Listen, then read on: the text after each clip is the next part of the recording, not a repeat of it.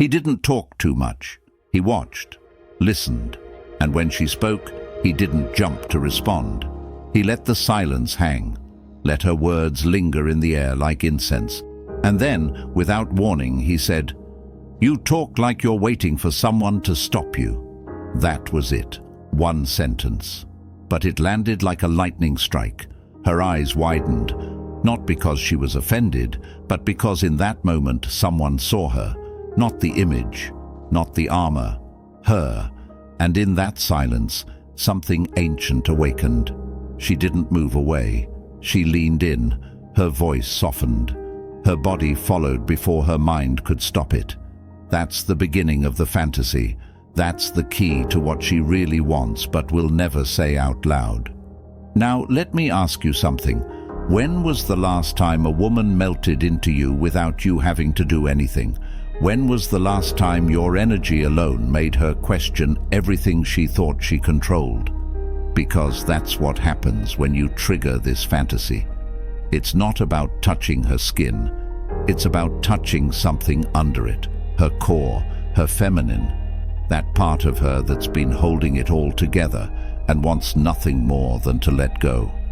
Most men miss this because they've been trained to talk too much, chase too fast, and seek too often.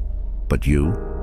If you're here, you already sense there's another way, a slower way, a more powerful way, a way where attraction is not something you earn, it's something you awaken, through stillness, through presence, through knowing who you are and never explaining it. And that brings us to the first rule of triggering this unspoken female desire. Stillness is power.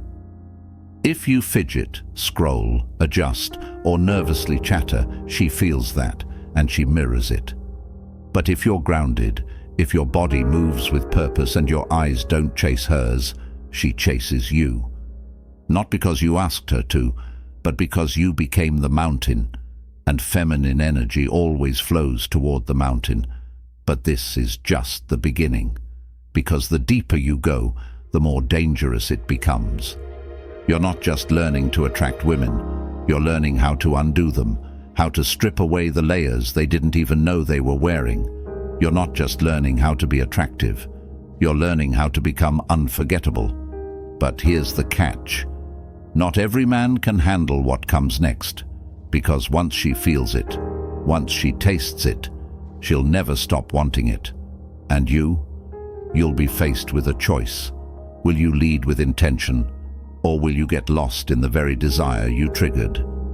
In the next chapter, we'll go deeper into the specific psychological cues that unlock her subconscious attraction.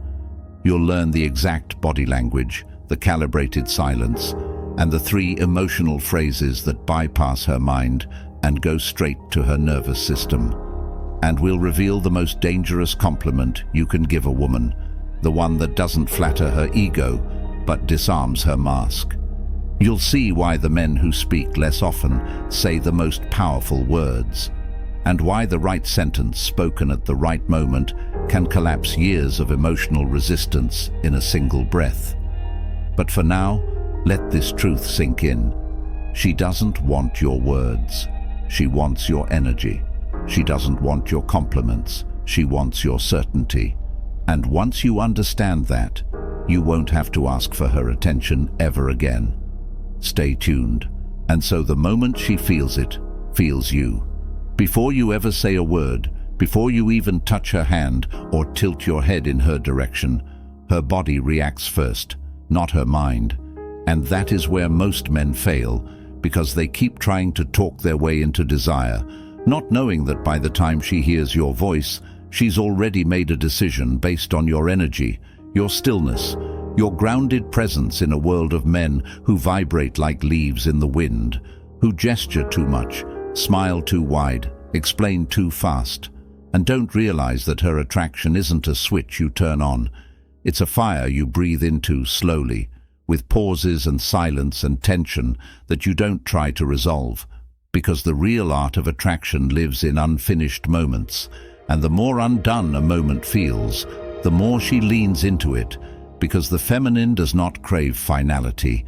It craves unfolding, surprise, discovery, and a man who can hold her there without rushing toward outcome. And that's why your body is the first seduction. Your shoulders, your posture, the weight of your step, the way you turn your head 1 second later than expected and lock eyes without apology, without blinking too fast, without softening your gaze to appease. And in that one moment, she registers your difference, because unlike other men, you are not adjusting yourself to match her frequency. You are pulling her into yours, and she feels it in her stomach, not her chest. Because true attraction is a downward sensation, not fluttery but heavy, not romantic but consuming. And that is where the game changes. Because you're no longer chasing attention, you're commanding gravity. And that's the second law of silent seduction. You are the anchor, she is the current. And when you forget that, when you chase her energy instead of holding your own, you become forgettable, invisible, another man trying to be chosen, not a man who chooses. And the moment you shift from, please like me, to, this is who I am, the dynamic reverses. And she starts watching you, wondering what it is about you that feels different, deeper, quieter, but somehow more alive. Because she senses something ancient in your stillness, something that doesn't react or justify or defend.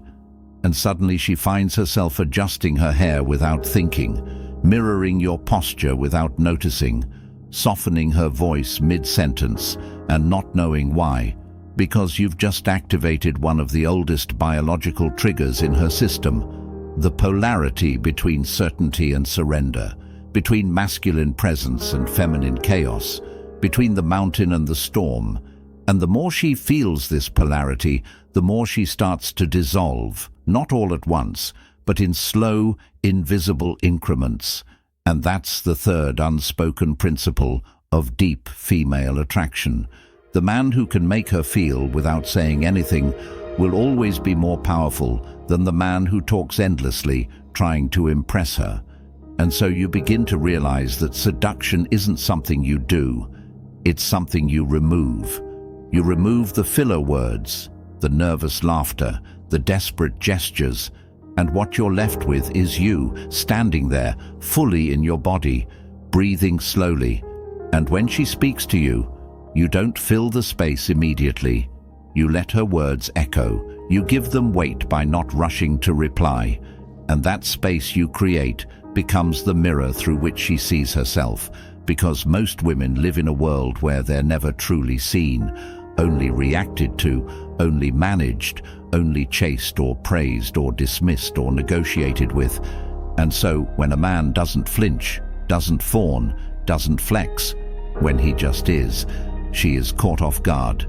Because now the attention isn't on her performance, it's on her truth.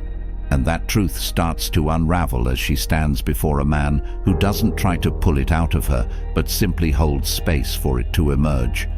And suddenly, she's revealing more than she planned to, laughing a little too hard, asking questions she never asks, because your presence has destabilized her mask, not with force, but with energy.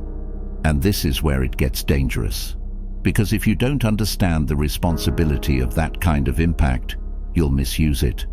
Or worse, get lost in it. And she'll feel that too. Because the feminine has a sixth sense for men who lose center the moment they get her attention, and so she tests, not to hurt you, but to confirm you are who you appear to be. And these tests don't always look like rejection. Sometimes they come as compliments, flirty challenges, unexpected silence, or sudden shifts in tone. And most men fall apart right there, trying to decode, defend, or double down. But the rare man, the man who understands the game, doesn't chase clarity. He creates it through non-reaction, through the kind of grounded emotional control that says, "You don't have to explain yourself to me. I already feel what's real beneath your words." And that, more than any pickup line or dating strategy, is what causes a woman to submit, not to your will, but to her own desire to finally rest in the presence of a man who doesn't need anything from her to feel like a man. And that's when she begins to open, not perform, not posture, but open. because she senses that you're not there to take anything. You're there to reveal something, to guide her into a feeling state that she cannot access alone. And once you understand this, once you've felt that shift in energy from surface flirtation to deep feminine surrender, you will never go back to cheap tactics or fast texts or chasing validation, because now you know how attraction actually works. Not as a game to be played, but as a dance of energy. And if you master this dance, she won't just be drawn to you, she'll ache for you in ways she won't admit to anyone. And that's when you know you've entered the realm of forbidden desire, the realm where your silence is more seductive than any compliment, where your presence alone creates an entire story in her head, one she replays over and over, because it isn't about what you did. It's about how you made her feel. And the truth is, most women will forget what you say, but they will never forget the man who made them feel undone without ever raising his voice, touching their body, or even finishing the sentence. And that's the fourth secret of deep attraction. Leave it unfinished, because the human brain craves resolution, but feminine desire thrives in tension, in what is almost said, almost done, almost confessed.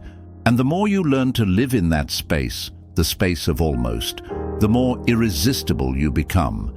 Not because of your looks or status or technique, but because you've mastered the art of emotional withholding, the sacred pause between inhale and exhale, between eye contact and the first word, between touch and release. And that pause, that space, is where her attraction lives, grows, and eventually consumes her.